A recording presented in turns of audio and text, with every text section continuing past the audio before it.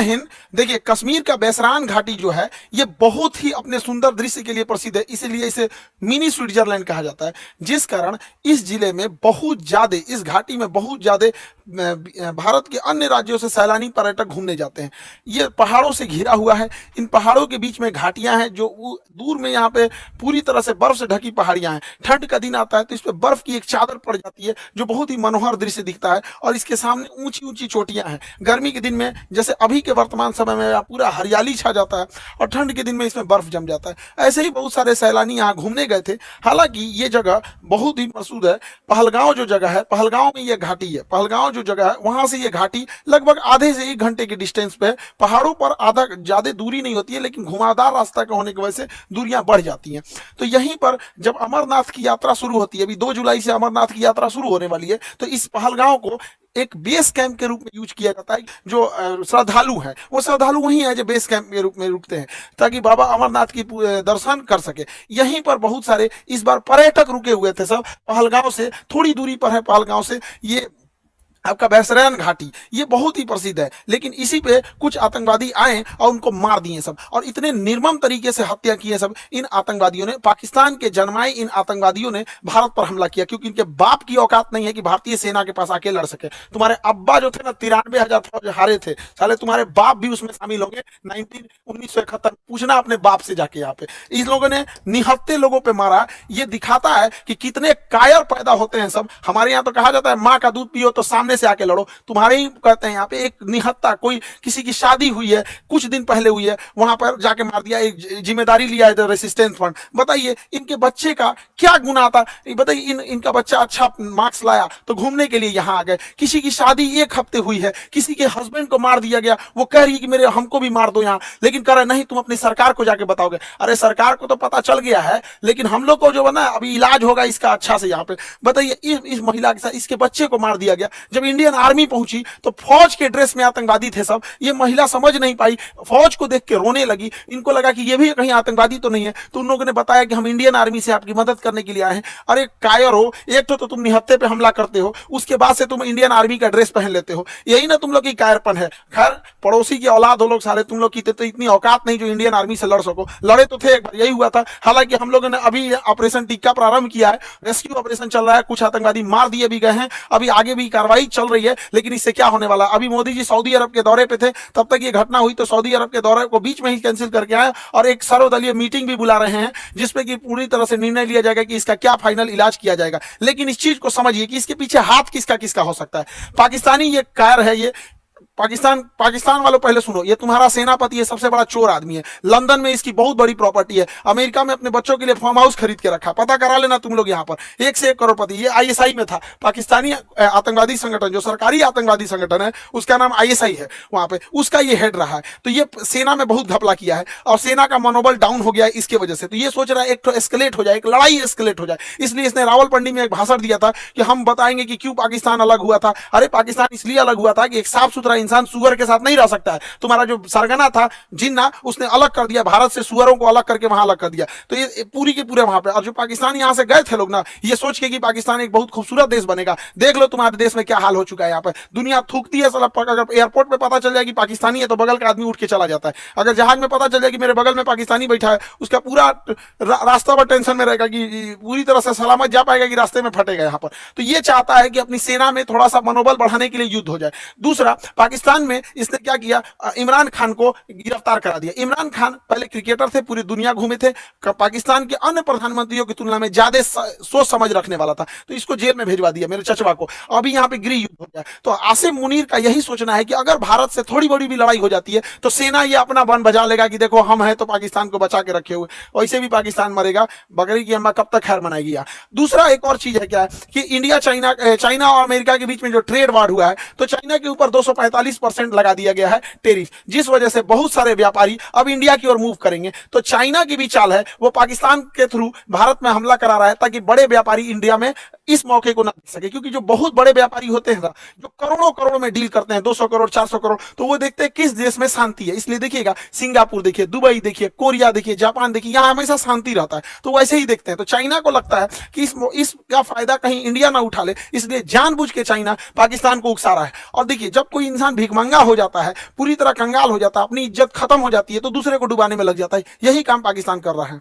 ये आतंकवादी आए और वहां पर्यटकों के ऊपर गोली चलाने लगे। आतंकवादियों के मंसूबे को समझिए, गोली मारे हैं उनके मंसूबा को समझिए। गोली मारने के बाद महिला को कहती है कि हमें भी मार दो, तो कहता है कि नहीं, तुम्हें नहीं मारेंगे, तुम जाके अपनी सरकार को बताना। मतलब इन्हें पता है कि ये सरकार को बात बता जाएगा। दूसरी बात, जाति धर्म पूछा गया, हिंदू हो कि नहीं, कलमा पढ़ो। और उसके बाद कोई लोग कह रहे हैं कि आतंकवादी का धर्म नहीं होता है। कलमा कौन धर्म का आदमी पढ़ाता है जी?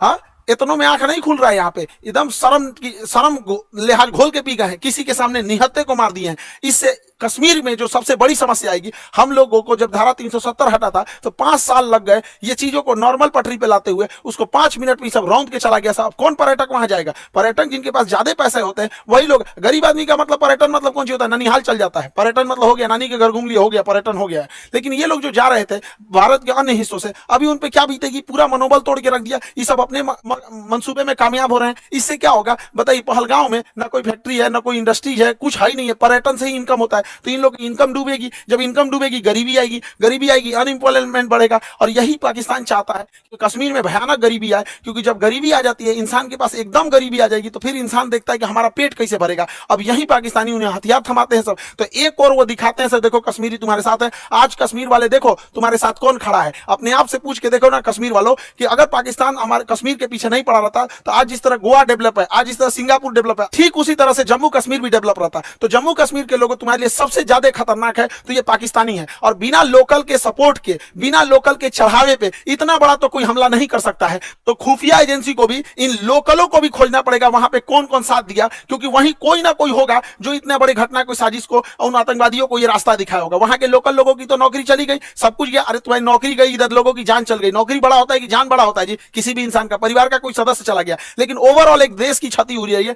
पूरी देश, पूरी दुनिया इस पे क्या करेगी? दुनिया को क्या करना है? वो तो देखेगी कि भारत एक अनस्टेबल है। कश्मीर के मुद्दा को दोबारा वो पाकिस्तान ऊपर की ओर बढ़ा रहा है। अभी भारत सरकार को इस पे सख्त एक्शन लेना चाहिए। पाकिस्तानी जो भारत में इलाज कराने आ रहे हैं, सबका वीजा रद्द कर देना चाहिए। भारत सरकार ने सार्क का वीजा रद्द किया है, जो बिजनेस के लिए आते हैं। कोई भी पाकिस्तानी को, चाहे हार्ट ट्रांसप्लांट हो, चाहे किडनी ट्रांसप्लांट हो, इंडिया में आने ही नहीं देना चाहिए, क्योंकि इंडिया में इलाज बहुत सस्ता होता है। आते हैं चेन्नई, आते हैं मुंबई, दिल्ली, इलाज करा के चले जाते हैं। बाहर में जाओ, सोच रहे तो नहीं, मरो वहीं पे जहां जाना है तुमको। एकदम कोई वीजा उजा, कोई इंसानियत मरवत नहीं करना चाहिए। यहाँ पे एयर स्पेस तो हम लोग का बंद ही है। पाकिस्तान का एयर स्पेस की वजह से पाकिस्तान को बहुत घाटा लग रहा है, लेकिन भिखमंगों को क्या चाहिए? जीने के लिए तो कैसे भी जी लेंगे। सिंधु जल समझौता 1960 के तहत हम लोग सिंधु नदी तंत्र के 80% जल छोड़ देते थे। भारत ने अभी इस समझौते को सस्पेंड किया है। सस्पेंड करने से फायदा यह है कि हम लोग कभी जब मन तब सस्पेंड कर देंगे, जब भी इस तरह की घटना होगी। लेकिन सिंधु जल समझौते को सस्पेंड कर देना कोई इलाज नहीं है, क्योंकि इसके पानी को हम डाइवर्ट करके लेके कहां जाएंगे? इसके लिए हमें नया बांध बनाने की जरूरत है। तो बहुत सारे बांध, जब तक ये समझौता सस्पेंड है, बांध बना देना चाहिए और पाकिस्तान के पूरे पानी को रोक लेना चाहिए। और गर्मी के दिन में पूरा पानी रोक ले, और जब बरसात का समय आएगा तो पाकिस्तान तब तक तो गर्मी में पूरा जल चुका रहेगा। बरसात के समय आएगा जब पूरा लबालब होगा, तो बांध खोल दे,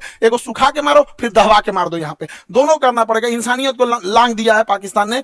देखिए, राक्षसों के साथ राक्षस जैसा ही व्यवहार करना पड़ेगा। और दूसरी भैया, हमारे खुफिया एजेंसी वाले लोग, चाहे आईबी हो, रॉ हो, सीबीआई हो, एनआईए हो, कुछ तो करो भाई। हमेशा पुलवामा हुआ, तुम लोग को क्या, कैसे बोले यार? कैसे? अभी देख रहे थे बलूचिस्तान में हुआ था, एक नॉर्मल आदमी समझ रहा था उसका रिटिलेशन होगा। ये क्या इंटेलिजेंस आता है हम लोग का? पुलवामा हो जाता है, संसद पर अटैक हो जाता है, ताज होटल पे हमला हो जाता है, अमृतसर पे हो जाता है, पठानकोट पे हो जाता है, क्या हो रहा है? उरी पे अटैक हो जाता है। अरे कभी तो पहले इंटेलिजेंस लाए जाए। हम मानते हैं कि इंटेलिजेंस बहुत लाते हैं आप लोग, लेकिन थोड़ा और एक्टिव होने की जरूरत है। मोसाद की तरह होना चाहिए, सीआईए की तरह होना चाहिए, चाइना की एजेंसी की तरह होना चाहिए। वहां और जरूरत है इस चीजों को। भारत सरकार को इस पर और संजीदगी से कदम उठाना चाहिए। और इस हमले के बाद केंद्र सरकार एक सर्जिकल स्ट्राइक करेगी। देखो, सर्जिकल स्ट्राइक जरूरी है, लेकिन सर्जिकल की स्ट्राइक कोई इलाज नहीं है। सर्जिकल स्ट्राइक हमेशा सेना करते रहती है। 50 गो आतंकवादी मार देंगे तो क्या भरपाई हो जाएगा? हमारे 28 मासूम लोग मारे गए, इसकी भरपाई 50 गो सैनिक। 50 गो मतलब क्या होता है? पाकिस्तानी एगो मिलकर 50 गो जन्म दे देगा। एगो पाकिस्तानी 4 गो बियाह करेगा, 1 2 3 4, 4 गो बियाह करेगा। एगो पाकिस्तानी एगो से 15 गो पैदा करेगा, 15 चौको 60, एगो से मिलकर 60 को जन्म देगा। जन्म लेने में क्या जाता है?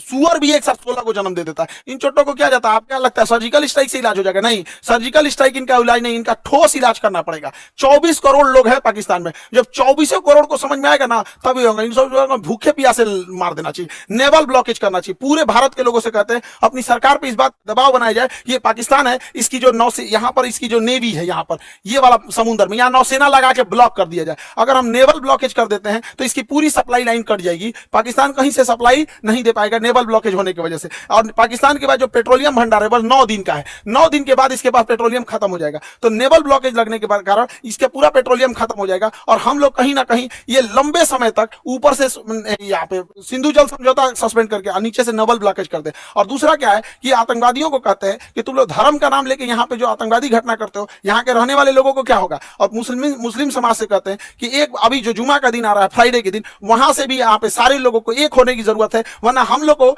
या जो भी एक साधारण व्यक्ति है इन चोट्टो पाकिस्तानियों की गुनाह का सजा सबको मिलने वाला है। लोग क्या किस नजर से देखेंगे हम लोगों को, क्या तरीका है यहाँ पर। तो हम लोगों को भी खड़े होने की जरूरत है। जब इजराइल में हुआ था, इजराइल में गजा में जो हुआ था, छोटे बच्चे को मारा गया तो वो भी गलत था, यहाँ जो हुआ ये भी गलत है। उसके लिए खड़े हुए थे तो इसके लिए भी खड़े होना पड़ेगा यहाँ, तब देश होगा। वरना कितना बुरा कलंक पोत के चला गया है पाकिस्तान के। दो ठो लौंडे आए, सब यहाँ गोली चला के चले गए। बनी बनाई इज्जत मिट्टी में मिल जाती है। एक अब्दुल कलाम होता है, एक वीर अब्दुल हमीद होता है, और यहाँ डेली 2-4 को निकल के इस तरह कश्मीर में घटना करेंगे, सब किस नजर से देखा जाएगा, हम लोग का रेपुटेशन कहां जाएगा। इसलिए एक सामूहिक जिम्मेदारी बनती है कि इसे कंडेम किया जाए, इसकी घोर निंदा किया जाए यहाँ चीजों को सामूहिक तौर पर। और पूरे भारत के लोगों से कहते हैं, चाहे हम तो अपने शिक्षा जगत में है, तो हम तो अपने शिक्षा जगत से हर एक टीचर से भी उम्मीद करते हैं, उनसे भी आह्वान करते हैं कि अपनी सरकार पर इस बात का दबाव बनाया जाए कि यहां से नेवल ब्लॉकेज होगा यहां से, ताकि यहां से कोई भी पाकिस्तानी शिप अंदर नहीं जा सकता है, ताकि 9 दिन के अंदर इसका पेट्रोलियम खत्म हो जाए। और ऊपर से सिंधु जल समझौता सस्पेंड कर देना चाहिए, ताकि कोई पानी ना जा पाए और गेहूं की धान की फसलें ना बोल पाए। और बरसात के समय इसे छोड़ दो, इधर दहवा के मार दो, इधर बंद करके मार दो, तब तक जब तक इनको समझ में नहीं आए। वरना ये जो है सब ना पागल हो गए हैं सब, इनका कोई इलाज नहीं है। मानवता की हद लांग दी है सब। किसी का धर्म पूछ के मारा जाता है किसी को। इंसानियत नाम की चीज है कि नहीं, जिंदा है सब इंसानियत। कोई क्या सोचेगा यहाँ पे जी, पूरे कौम को बदनाम करके रखा सभी पाकिस्तान। अगर पाकिस्तान को मिटा दिया जाए तो आधा दुनिया शांति से सोएगा, कम से कम एशिया में तो शांति जरूर आ जाएगी। हम सरकार से भी आग्रह करते हैं कि सर्जिकल स्ट्राइक जैसे झुनझुना से पाकिस्तान सुधरने वाला नहीं है, इसको बेत मारना पड़ेगा।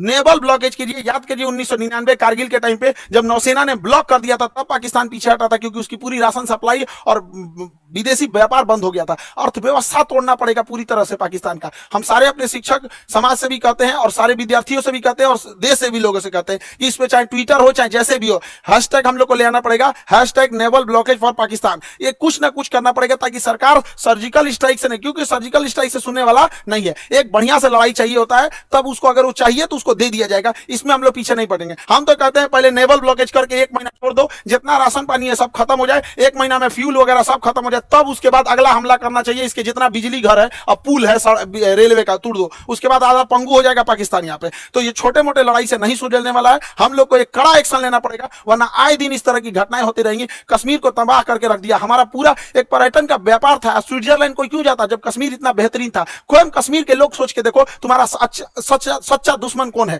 कश्मीरियों को बदनाम करने वाला कौन है, यही पाकिस्तानी। तुमसे तुम्हारा रोजगार छीनने वाला कौन है, यही पाकिस्तानी। अरे घर बैठे पर्यटक जहां होते हैं वहां पे लोगों की इनकम होती है। गोवा में जाके देखो, वहां के लोगों को घर बैठे इनकम हो जाती है। कोई स्कूटी रेंट पे लगाया, कोई होटल रेंट। ऐसे आतंकवादी घटना होगी तो क्या होगा। कश्मीर के लोगों से भी कहते हैं कि सामूहिक रूप से बाहर निकलिए और ये वहां पे विरोध दिखाइए, ताकि वो विरोध इस्लामाबाद, लाहौर, कराची तक दिखना चाहिए कि कश्मीरी भी इसके विरोध कर रहे हैं। अन्यथा इसका भुक्तभोगी सबसे बड़ा कोई होगा तो आप होंगे लोग यहाँ पर। कोई कौन भुगतेगा, जो लोकल लोग भुगतते हैं वहां पे अगर कोई घटना होती है तो। अब मारने की रही बात, हम लोग तो चुन चुन के मारेंगे लोग, चाहे किसी भी बिल में घुसे रहे लोग। 1971 मत भूलो पाकिस्तान, तुम्हारा एक टुकड़ा करके बांग्लादेश किए थे, अब अगला नंबर बलूचिस्तान का है। और सरकार से भी कहते हैं जिस तरह मुक्ति वाहिनी का खुला समर्थन करके बांग्लादेश बनाया गया था, उसी तरह बलूचिस्तान लिबरेशन आर्मी वाले को, बीएलए वाले भाइयों को, पूरे बलूचिस्तान वाले लोग को कहते हैं पाकिस्तान से अलग हो जाओ, हम तो आपके साथ हैं। जैसे मुक्ति वाहिनी के समय 1971 में साथ दिए थे, उसी तरह एक पाकिस्तान का दोबारा टुकड़ा होगा यहां से और बलूचिस्तान का निर्माण होगा, पाकिस्तान में जैसे इधर का निर्माण हुआ था। वरना अगर हाथ पे हाथ रख के बैठेंगे तो ये इलायचीदाना बराबर बांग्लादेश, जिसको हम लोगों ने जन्म दिलाया था, ये आज हम लोग को आंख दिखा रहा है।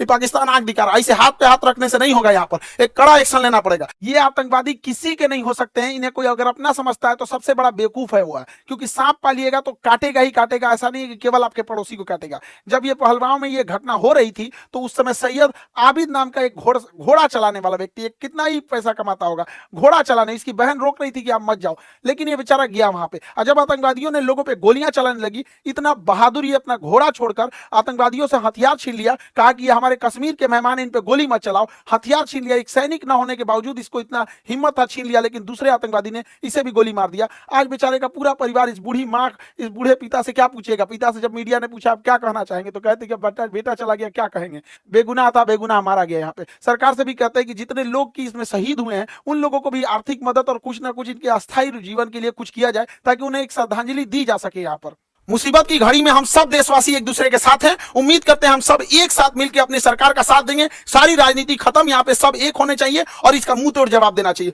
और हम किस मुंह से कहें, किस भाव से कहें, जिनके यहाँ से किसी का भाई उजड़ गया, किसी के मांग का सिंदूर उजड़ गया, कोई बहन ने अपना भाई खोया, कोई महिला ने अपने पति को खोया, कोई बेटे ने अपने बाप को खोया, किस मुंह से कहें हम लोग, क्या दें उनको सच्ची श्रद्धांजलि दे? इस श्रद्धांजलि से क्या हम उनके परिवार का दुख लौटा सकते हैं? कभी नहीं लौटा सकते। तो कभी ना कभी तो इसे रोकना पड़ेगा ना। नासूर को छोड़ते जाएंगे तो और बड़ा जख्म होते जाएगा, इसलिए इसका इलाज बहुत जरूरी है। लेकिन जिन भाइयों ने अपनी जान गंवाई है, जिन लोगों के परिवार के अपने बिछड़ के गए हैं, दुख की घड़ी में पूरे देश उनके साथ है, लेकिन उनको सच्ची श्रद्धांजलि तभी मिलेगी जब इनका जवाब उनको मिलेगा, जब उन लोगों को जब उनके घर में भी ऐसे उजड़ेंगे, उनके घर से भी ऐसे आंसू बहेगी ना, तो उन्हें समझ में आएगा कि एक मासूमों पे, निहत्थे लोगों पे गोली चलाना कितना खराब होता है। अरे इतना कमजोर तो दुनिया का कोई नहीं होगा। यहाँ पे छोटे बच्चे भी लड़ाई लड़ते हैं तो कभी किसी निहत्थे पे नहीं मारते। कितना नीच गिर सकते हो पाकिस्तान, हमने कभी सोचा नहीं था इस पर। आई होप कि सरकार इस पर कोई कड़ा एक्शन लेगी। जैसा होगा फिर आगे हम लोग देखेंगे। जय हिंद।